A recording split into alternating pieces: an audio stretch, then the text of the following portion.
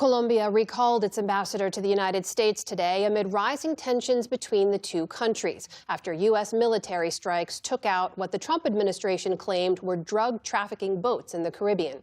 But over the weekend, a very public spat broke out between the country's leaders, with Gustavo Petro of Colombia accusing President Trump of murdering a Colombian fisherman in one of those strikes, and Trump calling Petro an illegal drug dealer. Iván Duque was the president of Colombia from 2018 to 2022, and he joins us tonight from Bogotá, Colombia. President Duque, welcome to the NewsHour. Thank you for joining us.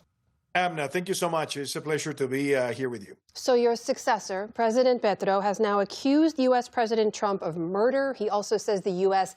is violating Colombian sovereignty with those strikes. Do you agree with those accusations? Well, I think what Petro wants to do right now is try to use this tension in order to influence the election that we have in 2026, that's for sure. And also, he has done everything that he has been possible or capable of doing in order to dismantle and to make fragile a bilateral relationship that has lasted for more than 200 years and actually being Colombia recognized just a few years ago as a major strategic ally of the United States, not permanent member of NATO, which is the highest standard that any Latin American country has ever enjoyed with the United States. So I think it's reckless what Petro has been doing. And I think the fact is also that Colombia has been working with the United States in the Caribbean against narco trafficking for many years with the Orion campaign. So I believe what the United States is doing against narco trafficking, it's well done. It's based on legal legitimacy. And I think Petro is just trying to find an excuse in order to break a relationship that has been bipartisan, bicameral, and historical. To be clear, the U.S. now has some 10,000 troops in the Caribbean. They have dozens of military aircrafts and ships. President Petro is accusing President Trump of killing a Colombian national, and without showing any evidence that this person was involved in any kind of illegal activity. Have you seen evidence of that? Well, I don't think there's evidence that proves that right now, Amna, but I think also what is interesting to express is that in the last decade, Colombia and the U.S. have worked jointly in interdiction, aerial interdiction and maritime interdiction. And in those interdiction exercises, there have been usage of weapons if the vessels or the planes do not follow orders and do not proceed to be put under the custody of the judicial system or the military intervention. So the bombardments that we have seen are all based in the fight against narcotics in the Caribbean. So I think what Petro is trying to do is to exaggerate the situation, trying to make this a patriotic, quote unquote, stand, while trying to use this as an instrument in order to polarize the 2026 election.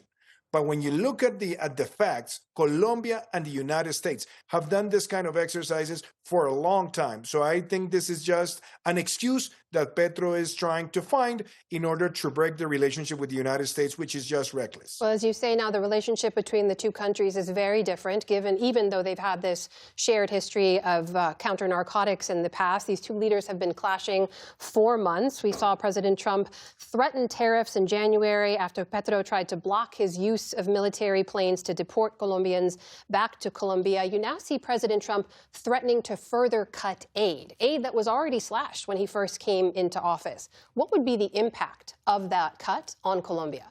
Well, let me begin by saying something, Amna. When you look at what happened, for example, last year in 2024, Colombia received more than 14,000 deportations, which means that this was an exercise that was based on a certain criteria and was also based on certain protocols. There's nothing that has been changed. So Petro used this as the first opportunity to have a clash with President Trump early in his second administration.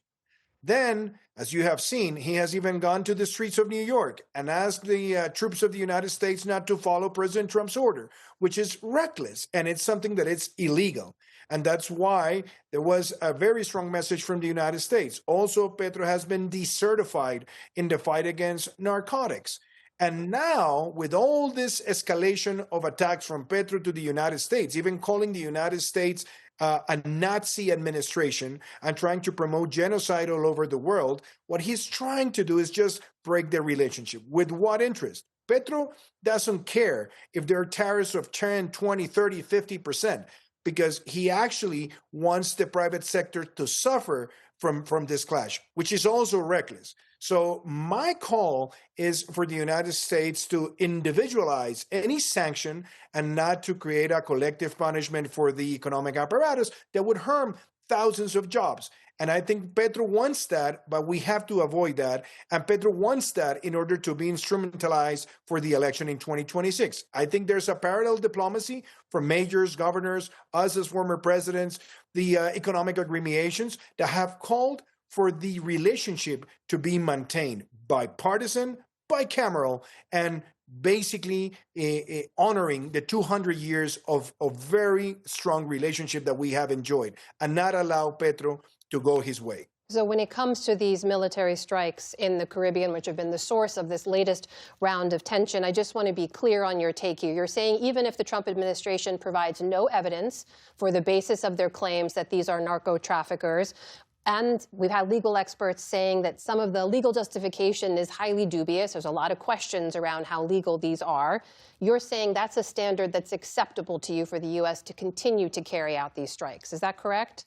Well, if you look at the historical background of this, Amna, even in my administration, we had a multinational campaign called the Orion Campaign, where Colombia, the United States, and more than 14 states in the Caribbean, we all worked against narco trafficking. President and there Duque, were a lot if of I may, this is not a multilateral effort. These are unilateral U.S. strikes being carried out. Yes, which I consider are also based on the fact that the Cartel de los Soles has been declared a terrorist organization by the United States. And vessels and planes leaving Venezuela with narcotics can be interdicted by the United States. So is the United States doing a lawful action? So far, under the law of the United States, it seems to be lawful. And also, when you look at the standards that other countries in Latin America, even in Colombia, we have interdiction capabilities in order to be effective against these kinds of threats. That is the former president of Colombia, Iván Duque, joining us tonight. President Duque, thank you so much for your time. Really appreciate it. Thank you so much, Amna.